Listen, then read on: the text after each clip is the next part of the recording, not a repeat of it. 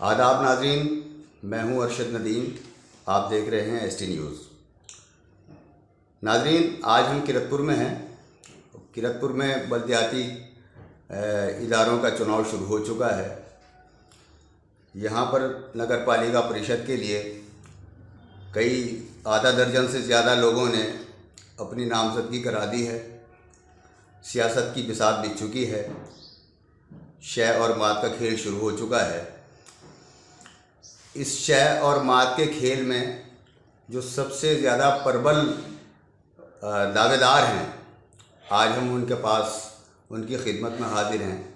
आप हैं जनाब इरशाद आलम साहब। इरशाद आलम साहब हेलीकॉप्टर के नाम से जाने जाते हैं।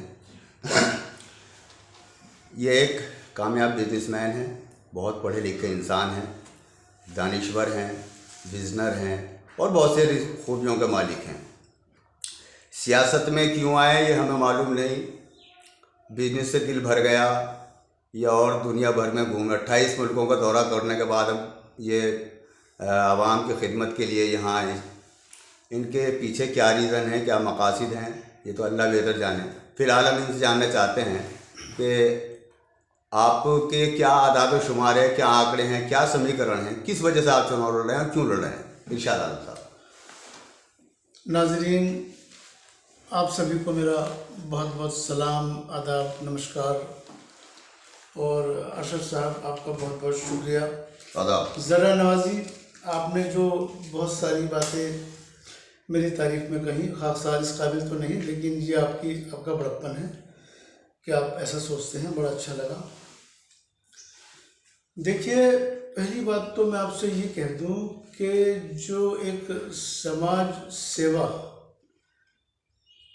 का जज्बा है, ऐसा नहीं है कि मैं ये राजनीति में अभी आया हूँ समाज सेवा करने के लिए। मैं रोटेरियन भी रह चुका हूँ इस शहर का, बल्कि रोटेरियन ही नहीं, मैं सेक्रेटरी रह चुका हूँ इस शहर का। ये खिदमत वाले काम अल्लाह ताला मुझसे लेता रहा है। दरअसल अरशद साहब जी, ये शहर किरतपुर सभी को अपने आबाई वतन से मोहब्बत होती है, किसी को कम, किसी को ज़्यादा। तो हमेशा मेरे जहन में ये सवाल रहा करता था कि काश अगर ज़िंदगी मौका दे तो इस शहर के लिए कुछ किया जाए। और ख़ासकर आजकल तकरीबन 10-15 सालों से जो मैं देख रहा हूँ इस शहर की हालत, ये ऐसा महसूस होने लगा है कि शहर को ज़ख्म लग चुका है, जो ज़ख्म नासूर बनने जा रहा है। तो कहीं ना कहीं ये मेरा जज्बा, ये मेरा मकसद हमेशा रहा, मगर ज़िंदगी मोहलत नहीं देती थी मुझे। ज़िंदगी को मोहलत न देने से मुराद ये है कि मेरा फोकस हमेशा मेरे बच्चों को पढ़ाने पर रहा। उसमें मुझे फुर्सत नहीं थी। उन बच्चों को पढ़ाने के लिए जाहिर सी बात है मुझे मशक्क़त भी ज़्यादा ही करनी थी। मशक्क़त मेरी जो बिज़नेस की, जो मेरा चाइना से एक मतलब आना जाना लगा रहता था, वो तकरीबन 4 साल पहले जो है बंद हो गया कोरोना की वजह से। तो मैं बिल्कुल ऐसा लगने लगा मुझे कि जैसे एक वर्ड है स्टैग्नेंट वाटर। उस स्टैग्नेंट वाटर होता है तालाब का पानी। जी। तो तालाब का अरशद साहब जो पानी होता है, आपने अक्सर देखा होगा, उसको कहीं लगी रहती है जी, गंदा हुआ रहता है, कहीं से भी उसकी गंदगी कहीं जाती नहीं। और मैं हमेशा एक बहते पानी की तरह ज़िंदगी में मुतवातर चलता रहा। तो मैं नहीं चाहता था कि मेरी सोच को जंग लग जाए, मेरे बॉडी को जंग लग जाए, कुछ किया जाए। और कुछ किया जाने में जो मेरे जहन में एक बात आई कि जब बच्चियाँ भी मेरी अल्हम्दुलिल्लाह ठीक ठाक अपनी जगह पहुंच गए। तकरीबन हिंदुस्तान की बड़ी सेंट्रल यूनिवर्सिटीज़ से तालीम हासिल करने के बाद आजकल गैर वालिद में तालीम हासिल, अल्हम्दुलिल्लाह, इसके लिए आप मुबारकबाद करना चाहिए। बहुत शुक्रिया, बहुत शुक्रिया। और बाकी मैं इसके लिए अपने आप को बड़ा खुशनसीब महसूस करता हूँ कि मैंने जो मेहनतें की थी वो अल्लाह ने मेरी कामयाब की। मेरी बेटी जो एक USA से PhD करने गई हैं साइकोलॉजी से, तो ये अपने अंदर आसान काम है। दूसरी बेटी जो है हमारी, वो अलीगढ़ से आखिरी साल में है PhD के, माशाल्लाह। तो इन दोनों बच्चियों को, खासकर बच्चियों पे मेरा फोकस था। लड़के तो देखिए पढ़े ना पढ़े ये ज़्यादा मतलब इनके ऊपर मशक्क़त ज़्यादा करनी पड़ती है बमुकाबला लड़कियों के। और मैं ये मानता हूँ, ये हर्षद साहब मेरा मानना है, लड़कियाँ अगर पढ़ेंगी तो नस्लें सुधरेंगी। क्योंकि लड़का पढ़ता है तो सिर्फ खुद ही सुधरता है ताकि वो अपनी फैमिली चला पाए, लेकिन अगर बेटी सुधरती है, औरत सुधरती है, तो पूरा ख़ानदान सुधर जाता है, वो सभी को लेकर चलता है। ठीक है, ये सोच मेरी हमेशा रही। कुछ लोगों ने मुझसे बल्कि ये भी कहा, सॉरी मैं इस बीच में कहीं ना कहीं एक अलग मौजू आ गया है, मैं बह जाता हूँ, मेरे बच्चों से मुझे मोहब्बत बहुत है, सभी को होती है। तो उसमें सोच ये भी रही कि ऐसा ना हो कि मैं सियासी मैदान में आ जाऊं और इन बच्चियों की कहीं ना कहीं तरबियत में या इनकी देखभाल में या इनकी जो भी इनकी ज़रूरियात हैं उसमें कोताही हो जाए। वरना सियासत में, जो अंडरग्राउंड सियासत में हमेशा रहा, बाहर नहीं रहा कभी भी मैं। तो इस शहर से चूँकि मोहब्बत है, बहरहाल बात ये थी कि इस शहर से मोहब्बत की हमें इंतहा है। और इसका मैं एक सबूत आपको दे दूँ, 28 मुल्कों में मेरा आना जाना हुआ।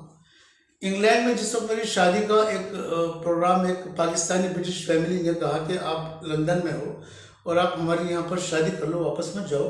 ब्रिटिश थे वो लोग, लेकिन नज़रों में तो किरतपुर की गलियाँ घूम रही थी। दूसरी मरतबा जब मैं लंदन गया, इंग्लैंड गया, तो वहाँ पर अरशद साहब ऐसा हुआ, ये थे बांग्लादेशी ब्रिटिश। कबीर साहब मेरे दोस्त थे, कहने लगे मेरी बहन से आप शादी कर लो। बहन को दिखा भी दिया, मैंने ईद की एक बार लंदन में। तो लेकिन बात फिर वहीं आ जाती है घूम पर के मेरी जो तसव्वुर में तो किरतपुर के गलियारे घूम रहे थे, यहाँ की मक्खी मच्छर, यहाँ की नालियाँ। अब तो खैर सफाई काफ़ी है मुकाबला पहले के, मगर इस शहर से चूँकि मोहब्बत बहुत रही, मैं 28 मुल्कों में कहीं भी रहा, कहीं बस भी सकता था, लेकिन इससे मोहब्बत बहुत रही। तो मैं नहीं चाहता था कि इस शहर को जो जख्म सा, ये टूटा सा हो गया है, इसकी अदबी एक पहचान जो थी उसके ऊपर ज़र्ब लगाई जा चुकी है, ज़र्ब लग चुकी है। हमारी पहचान कुछ और बन चुकी है अब। जो कभी हुआ करते, अल्लाह बख्शे, अल्लाह उनको जन्नत से नसीब करे, इशरत किरतपुरी साहब हो गए, बहुत सारे नाम हैं। जी, ये नाम, हाँ ये नाम तो सब दब गए। आज हमारी पहचान कुछ और हो गई। मैं खुल के आपसे बता नहीं सकता कि हमारी इलाके में क्या पहचान है हमारे किरतपुर की। तो मैं चाहता था कि एक कुर्बानी बहुत बड़ी मुझे देनी पड़ेगी इस शहर के लिए। वो फिर मैंने एक मवाजना किया, एनालिसिस किया खुद से अकेले बैठ कर के इफ़ और एल्स। जो मैं कंप्यूटर प्रोग्रामर हूँ, तो जो प्रोग्रामिंग होती है उसके अंदर कुछ क्लॉज होते हैं, इफ्स और एल्स। इफ़ जो प्रोसीजर्स होते हैं ना हमारे, तो उसके अंदर हम कंडीशन रखते हैं, प्रोसीजर बनाते हैं। ये कंडीशन है तो आपको ये करना है, कंप्यूटर को इंस्ट्रक्शन देते हैं। इसी तरह से किरतपुर के अंदर मैंने पाया, जो सर्वे किया, तो लोगों में मेरा उठना बैठना हमेशा रहा, बड़ा खूबसूरत रहा। मैं ये मानता था कि जैसे मौजूदा रहनुमाओं को लोग जानते हैं, उनसे कम मुझे भी नहीं जानते। तो मैंने इसके लिए कुछ करने की ठानी, शहर के लिए कुछ किया जाए। तो शहर के लिए कुछ करने के लिए सिर्फ और सिर्फ सियासी रास्ता ही मुझे नज़र आया कि अगर मेरे पास पावर होगा तो मैं बहुत कुछ कर पाऊँगा। ये वजह रही मेरी इस मैदान में आने की। मैं जो मेरा ख्वाब है शहर के अंदर, गलियारे या मतलब गली कूचे या इनको सही करवा देना या कर देना, इसके अलावा जो सामाजिक बुराइयां मैं देख रहा हूँ शहर के अंदर, प्रदूषण है, सामाजिक प्रदूषण, हमारा किरतपुर प्रदूषित हो चुका है। मैं चाहता हूँ कि इस प्रदूषण को कहीं ना कहीं खत्म किया जाए, कम से कम तो किया जाए। अरे भाई, प्रदूषण से मैं बात करूँ, आज मैं ये देखता हूँ कि तकरीबन 6-7 रोज़ हो गए मैं महल्ला माहिगीरों के पास रहता हूँ। ये रमज़ान शरीफ चल रहे हैं, तो जब मैं गली से गुजरा तो एक लड़का शाम के 4 बजे नशे में धुत मुझे कहता है कि अंकल हम कहीं भी रहे, हम वोट तो आप ही को देंगे, और वो लहरा रहा है। मैंने कहा यार तूने शराब पी रखी है यार रमज़ान के अंदर। तो उनके लिए शराब आम बात हो गई, अब शर्माना छोड़ दिया है लोगों ने। मतलब सामने ही हमारे सिगरेटें पीते रहते हैं, सिगरेटें भरते रहते हैं।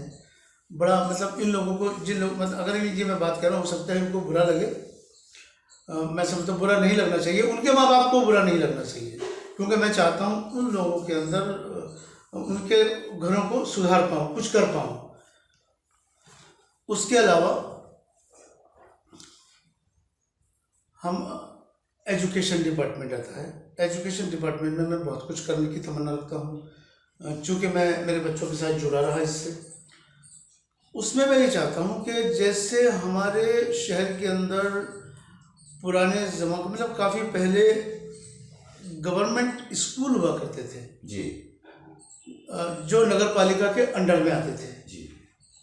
आज जब मैं ये बात कह रहा हूँ तो आज के जो 20 साल या 25 साल के लड़के हैं वो हैरत कर रहे होंगे, इरशाद भाई के क्या रहे, ऐसा तो कोई स्कूल नहीं होता था, यहाँ तो खाली प्राइवेट स्कूल ही नज़र आते हैं, क्योंकि ये पहचान हमारी मिटा दी जा रही है।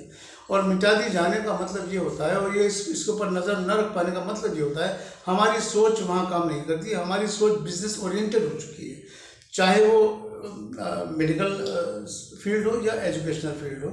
ये बिल्कुल जिंदा जीता जागता सबूत है कि एक भी स्कूल आज एक्टिव नहीं है, जबकि नगर पालिका के अंडर में कुछ स्कूल आते हैं, जैसे जामा मस्जिद के पास का एक स्कूल है और बसी के अंदर भी 2-3 स्कूल, हाँ मतलब 3-4 स्कूल थे। मैं चाहता हूं कि इनको रीओपन किया जाए। इनको रीओपन करने के लिए मुझे जाहिर सी बात है एक कागजी लड़ाई लड़नी पड़ेगी, वो इंशाल्लाह मैं वो लड़ाई लड़ूंगा। और उसके अलावा उससे भी हटकर जो एजुकेशन से रिलेटेड जो भी स्कीमें आती हैं सेंट्रल गवर्नमेंट से या फिर हमारी स्टेट गवर्नमेंट से बहुत आती हैं, उनको सिर्फ लाने वाला चाहिए, और लाएगा वो जिसकी सोच हो, क्योंकि जैसे आपकी सोच होती है वैसा आपका एक्शन होता है। सही बात। हाँ, ये बिल्कुल सच, ये सच्चाई है। जैसी रूह वैसे फरिश्ते, अक्सर हमारे यहाँ पर एक कहावत चला करती थी। तो मेरी तमन्ना है कि इस शहर को मैं कहीं ना कहीं तालीम के मैदान में बहुत कुछ आगे ले जाऊं, देख पाऊं। हालांकि हमारे साहिब राजा साहब हैं या हमारे शाहिद अली खां साहब हैं, ये बहुत बेहतरीन काम कर रहे हैं अपने जो प्राइवेट स्कूल हैं जिनके अंदर बड़ी मेहनत है, सलाम है इन दोनों को खासकर। बहरहाल लेकिन कुछ चीज़ें ऐसी हैं जो जैसे मैंने कहा नगर पालिका के अंडर में आती हैं। अरे भाई, मैं इतना मालदार तो हूँ नहीं कि साहिब राजा साहब या शाहिद अली खां साहब की तरह बहुत बड़े प्राइवेट अदारे बनाकर जो है कौम की खिदमत कर सकूं, ये कर रहे हैं। अरे भाई, मैं एक दूसरा रास्ता चुन लेता हूं, वो ये है कि मैं गरीबों के लिए कुछ कर दूं। जैसे मान लीजिए ये बिल्कुल फ्री के जो गवर्नमेंट नगर पालिका के अंडर में आने वाले स्कूल हैं, बल्कि इंस्टीट्यूट छोटे खोले जाएंगे यहाँ पर इंशाल्लाह, जैसे जिसके अंदर छोटे छोटे मतलब जो काम होते हैं, या फिर सिलाई के काम हो गए, कढ़ाई के काम हो गए, ख़ासकर लड़कियों के लिए, औरतों के लिए, या बहुत गरीब बेसहारा लोगों के लिए बहुत कुछ अवेलेबल है जी। देखिए अर्शद साहब, मैं बुनकर बिरादरी को लेता हूँ पहले, जो लघु उद्योग में आते हैं, जो हमारी पहचान थी, हमारे मतलब ये कुछ ऐसे काम हैं कि जो मतलब हम खो चुके हैं। हमारे खाली यहाँ बुनकर तो ख़त्म हो गई, जो मतलब जो कपड़ा बुनने वाली जो जिसे खड्डी कहते थे, यहाँ पर ख़त्म हो गई। वो सोच खत्म हो गया, बिल्कुल मुकम्मल तौर से खत्म। ये अफसोस की बात है, ये कहीं और डाइवर्ट हो गया। जहाँ जी शऊर लोग रहते होंगे ये वहाँ डाइवर्ट हो गया। वहाँ पावर लूम बने हुए हैं भरदोई में, हाँ उस साइड में। अब रहा मामला शीशियों का, एक बार फिर मनियार बिरादरी, सिद्दीकी बिरादरी, मेरा सलाम है, मेरा सलूट है इस बिरादरी को।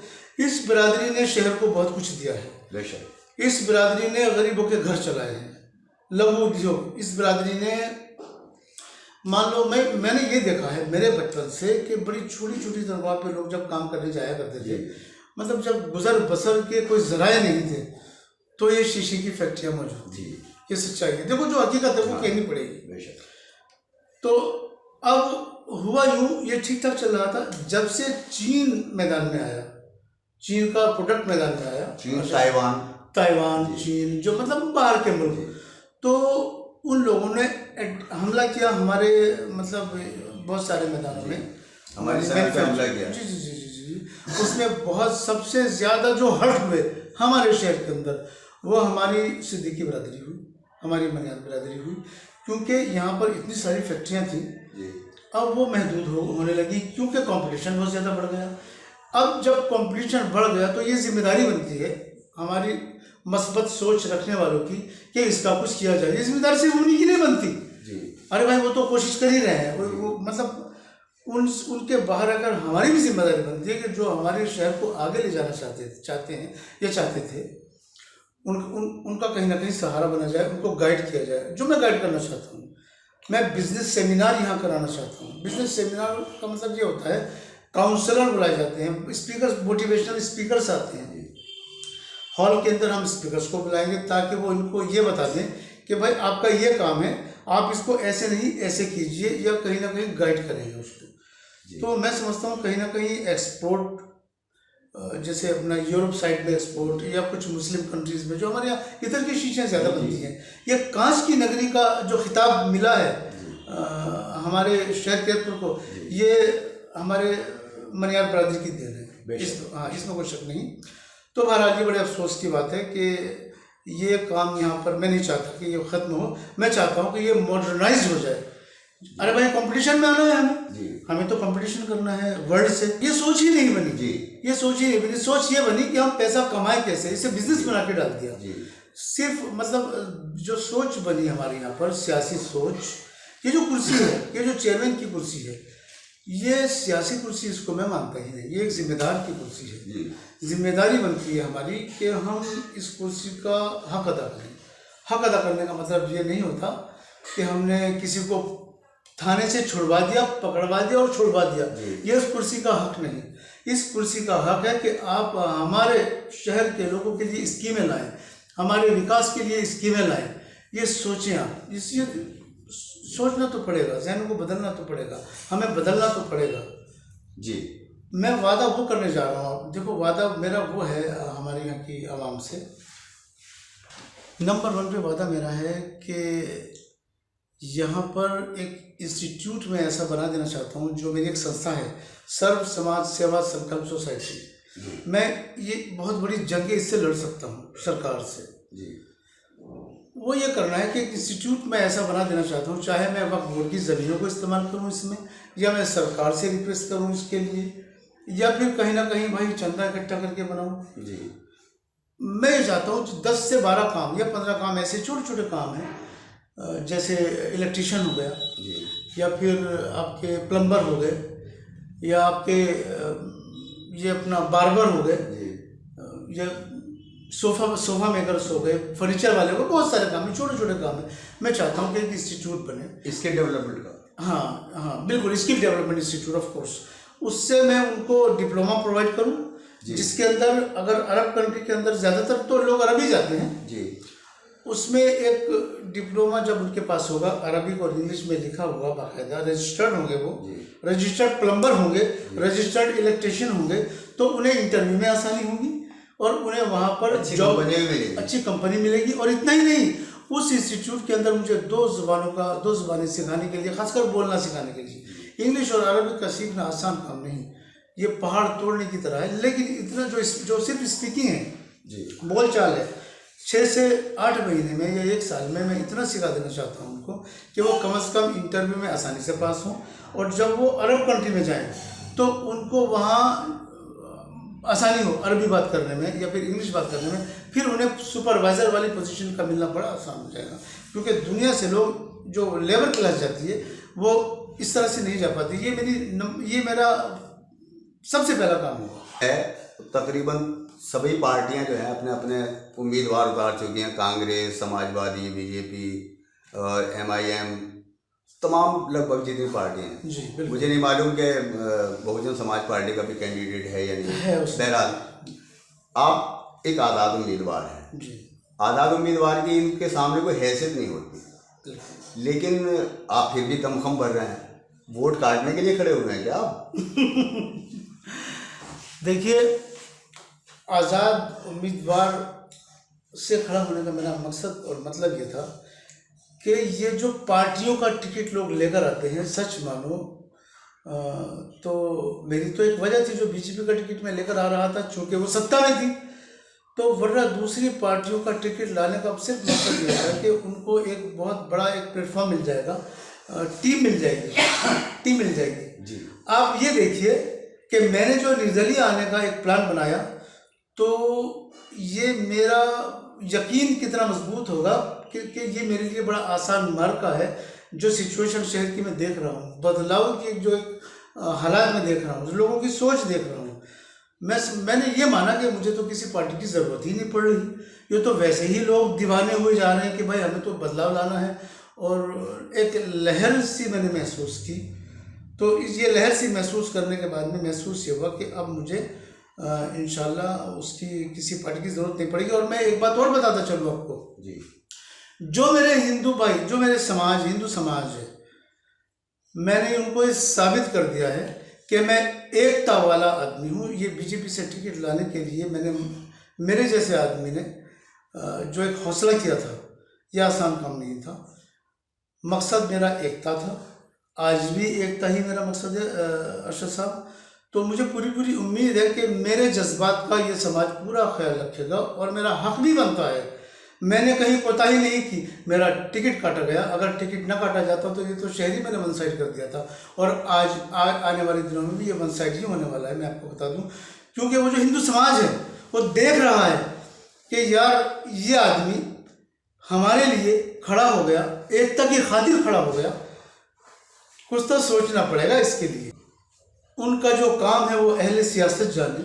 वाह, उनका जो काम है वो अहले सियासत जाने। मेरा पैगाम मोहब्बत, अपना पैगाम मोहब्बत है जहाँ तक पहुँचे। मुझे पूरा भरोसा है कि मैं मेरी मोहब्बतों से, मेरी मोहब्बतों का जो सैलाब शहर के अंदर मौजूद है, इस मोहब्बत से मैं सारे सियासी, जितने भी सियासी मार्के हैं वो सब फीके पड़ जाएंगे। और इंशाल्लाह एक और शेर है, मुझे यकीन है कि सूरज यहीं से निकलेगा। मुझे यकीन है कि सूरज यहीं से निकलेगा, इसी सियाह समंदर से नूर निकलेगा। वाह, मुझे यकीन है कि लोग जो हैं वो देख रहे हैं, वो लोग जिम्मेदार चुनना चाहते हैं, सियासतदान नहीं। सियासतदान तो भाई अपनी एक फड़ लगाए बैठा है, भाई ये ले लो, ये ले लो, ये ले लो, ये ले लो, पैसा दो, ये ले लो, मुझसे पैसा लो, ये ले लो। मैं अगर जनता ये देख रही है कि यार ये आदमी, मतलब फराज साहब ने मुझसे एक सवाल किया था कि आप पैसा देकर वोट खरीदोगे। मैंने उनको एक जवाब दिया था, मैंने कहा भाई ऐसा है फराज साहब, आपका क्या कहना है कि क्या शहर की जनता पैसा लेती है वोट के लिए? उन्होंने कहा नहीं कि कुछ तो है। मैंने कहा ठीक है 10% होंगे, लेकिन 90% जो हमारी आवाम है वो बहुत अच्छी है, वो पैसा लेकर वोट नहीं देती। 10% लोग हैं जो पैसा लेकर वोट देते हैं, मुझे उनकी ज़रूरत ही नहीं पड़ेगी इंशाल्लाह। ये 90% जनता मेरे साथ है। क्या बात है। मैं आपके शानदार मुस्तकबिल के लिए दुआ गो हूँ। अल्लाह आपको कामयाब करे और आपके इरादों में जो है तक़वियत और तवानाई बख्शे। ये थे जनाब इरशाद आलम साहब, जिनसे हमारी गुफ्तगू जारी थी। कल किसी और हस्ती के साथ फिर मुलाकात होती है। बहुत बहुत शुक्रिया इरशाद साहब, बहुत बहुत शुक्रिया। सियासी तकरीर का बहुत बहुत शुक्रिया, उन्होंने वक्त निकाला मेरे लिए यहाँ पर आने के लिए, मैं मशकूर हूँ। सियासी तकदीर यूट्यूब चैनल को सब्सक्राइब करें और बेल आइकन पर क्लिक करें ताकि आपको सबसे पहले खबरें मिलती रहें।